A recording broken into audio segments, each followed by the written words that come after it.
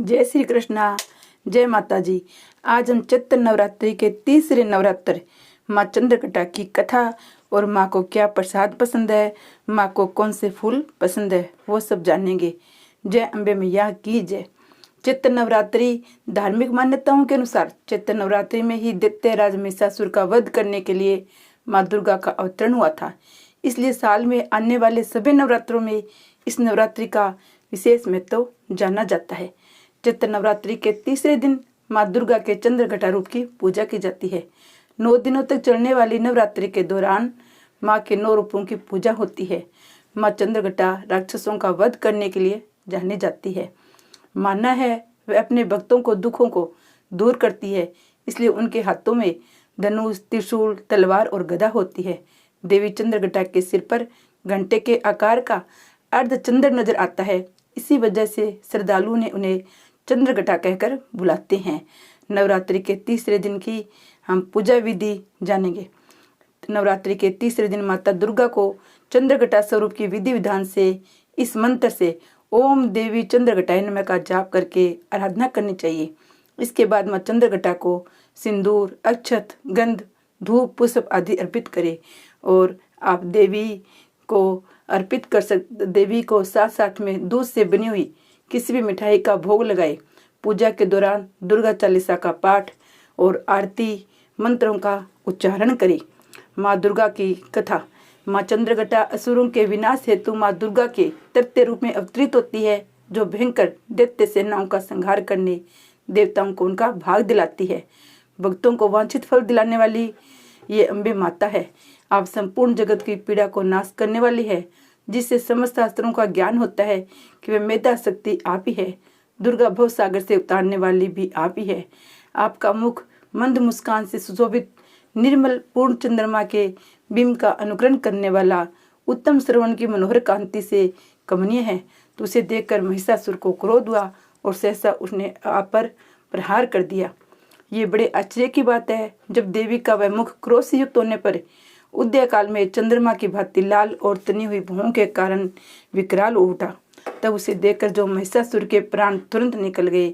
ये उससे भी बढ़कर आश्चर्य की बात है, क्योंकि क्रोध में भरे हुए यमराज को देखकर भला कौन जीवित रह सकता है।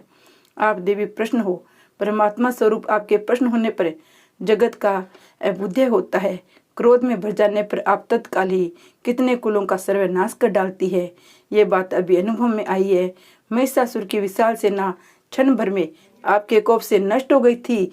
देवी चंद्रघटा ने राक्षस समूहों का संहार करने के लिए जैसे धनुष के टंकार को धरा गगन में गूंजा दिया, वैसे माँ के वहां सिंह ने दहाड़ना आरंभ कर दिया।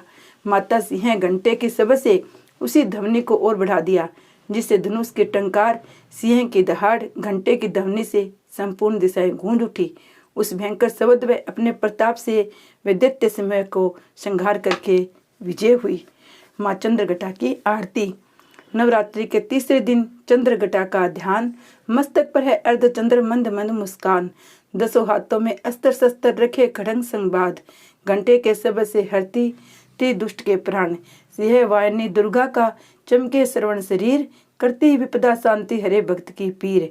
मधुर वाणी को बोलकर सबको देती ज्ञान। जितने देवी देवता सभी करे सम्मान। अपने संत स्वभाव से सबका करती ध्यान। भव सागर में फंसा हूँ करो मेरा कल्याण। नवरात्रि की माँ कृपा कर दो माँ।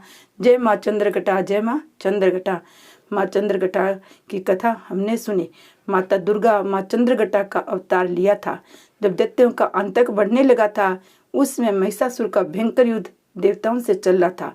महिषासुर देवराज इंद्र के सिंहासन प्राप्त करना चाहता था। वह स्वर्ग लोक पर राज करने की इच्छा पूरी करने के लिए युद्ध कर रहा था, पर माँ ने उसे संहार कर दिया। माँ का नाम चंद्रघटा क्यों जाना जाता है? माँ चंद्रघटा माँ पार्वती का विहित अवतार है। पंचांगों के अनुसार भगवान शिव से विवाह करने के बाद माँ महागौरी ने अपने माथे पर आद्य चंद्रमा को सजाना शुरू कर दिया। इस प्रकार उन्हें देवी चंद्रघटा के नाम से जाना लगा।